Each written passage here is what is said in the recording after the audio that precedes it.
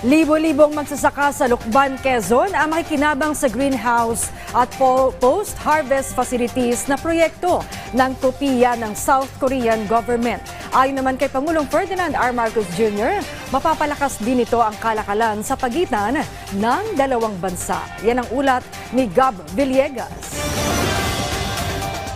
Bago ang programa, sinilip ng Pangulo ang mga tanim sa loob ng greenhouse at post-harvest facility kung saan nakatanim ang mga high-yield vegetables tulad ng pipino, romaine lettuce at French beans na binebenta ng mga magsasaka. Sa kanyang talumpati, sinabi ng Pangulo na makatutulong ang mga nasabing greenhouses at post-harvest facilities sa mga maliliit na komunidad para mapabuti ang kanilang kakayahang makapagluwas ng kanilang mga produkto.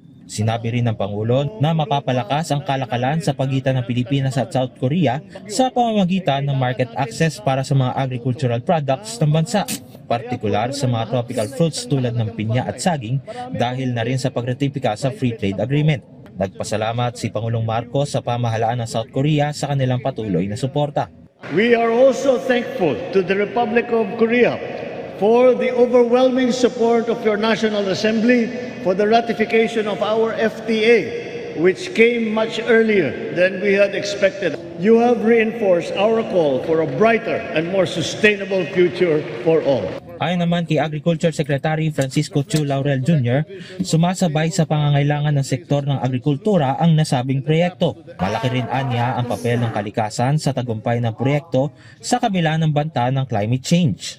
This greenhouse represents more than just infrastructure. It symbolizes innovation, hope and power of collaboration as we work together to uplift the lives of our farming communities. It reflects our collective vision of sustainable farming that embraces modern solutions and adapts to the ever-evolving needs of the sector. Ibinahagi naman ni Korean Ambassador to the Philippines Lee Sang-hwa na plano ng South Korea na magtayo sa bansa ng kauna-unahang Korea Agricultural Machinery Industrial Complex na sisimulan sa susunod na taon. Ayon kay Ambassador Lee, mayroong 4,000 metrikong toneladang bigas mula South Korea ang darating sa Pilipinas sa pamamagitan ng ASEAN Plus 3 Emergency Rice Reserve. Kalahati nito ay nakatakdang ibaba sa bansa ngayong araw, habang ang natitira ay posibleng dumating sa bansa sa Enero ng susunod na taon. Para naman kay Lucban Mayor Agustin Villaverde, makasaysayan ng pangyayaring ito at pinasalamatan ito ang mga magsasaka.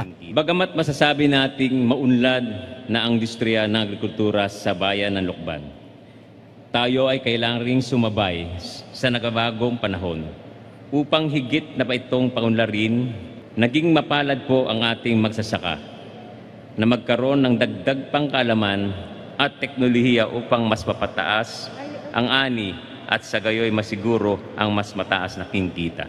Kabilang din ang mga bayan ng Sinloan sa Laguna at bayan ng Saragosa sa Nueva Ecija sa mga pilot villages ng Kopiya sa bansa.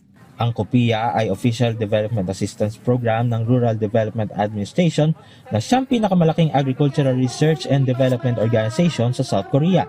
Ito ay nagpa-facilitate ng pag-transfer ng Korean agriculture technology sa mga magsasaka mula sa mga developing countries tulad ng Pilipinas na layong matulungan pataasin ang kanilang kita, i-market ang kanilang mga high-value crops para mapabuti at masustain ang kanilang livelihood at upang sila ay maging self-sufficient. Gab Villegas para sa Pambansang TV sa Bagong Pilipinas.